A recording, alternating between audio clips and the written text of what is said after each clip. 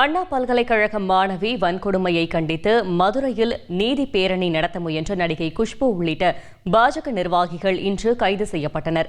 விவரிக்கிறார் செய்தியாளர் பிரபு. சென்னை அண்ணா பல்கலைக்கழக வளாகத்தில் பாலியல் வன்கொடுமைக்கு உள்ளான மாணவிக்கு நீதி கேட்டு மகளிர் அணி சார்பில் மதுரையில் இருந்து சென்னை நோக்கி இன்று பேரணி நடைபெறும் என பாஜக அறிவித்திருந்தது. இந்த பேரணிக்கு காவல்துறை அனுமதி மறுத்த நிலையில் மதுரை சிம்மக்கல் பகுதியில் பாஜக நிர்வாகி குஷ்பு தலைமையில் கையில் சிலம்பு ஏந்தி ஆர்ப்பாட்டம் நடைபெற்றது. தமிழக குழந்தைகளின் பாதுகாப்பு கேட்டு நீதி பேரணி. தொடர்ந்து சென்னையை நோக்கி பேரணி செல்ல முயன்ற குஷ்பு உள்ளிட்ட பாஜகவினரை போலீசார் தடுத்து நிறுத்தி கைது செய்தனர்.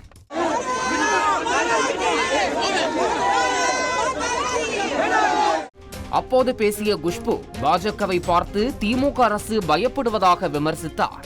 இன்னைக்கு திராவிட முன்னேற்ற கழகம் பாஜக பார்த்து ஒரு பயத்துல தான் உட்கார்ந்துட்டு இருக்கு. அடுத்த நாள் காலையில என்னத்தான் இவங்க அப்படியே எங்களை பார்த்துட்டு பேச போறாங்க, கேள்வி கேட்க போறாங்கன்னா அந்த பயத்துல தான் இருக்காங்க.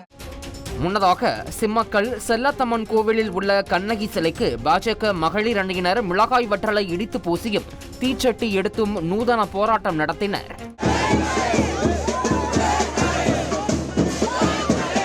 இதனிடையே கைது செய்யப்பட்ட பாஜக மகளிர் அணியினர் சிம்மக்கல்லில் ஆடுகளை அடைக்கும் மண்டபத்தில் சிறை வைக்கப்பட்டதால் சிரமத்திற்கு ஆளாகினர்.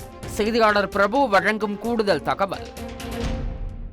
திருமண மண்டபத்தில் ஆடுகள் அடைக்கப்பட்டதற்கும் காவல்துறையினருக்கும் தொடர்பு இல்லை எனவும் அதிகமானோர் கைது செய்யப்பட்டதால் வேறு மண்டபத்திற்கு கொண்டு செல்ல முடியாத காரணத்தால் இந்த சம்பவம் நிகழ்ந்துள்ளதாக காவல்துறை தரப்பில் தெரிவிக்கப்பட்டுள்ளது. பிரியா, நன்றி பிரபு.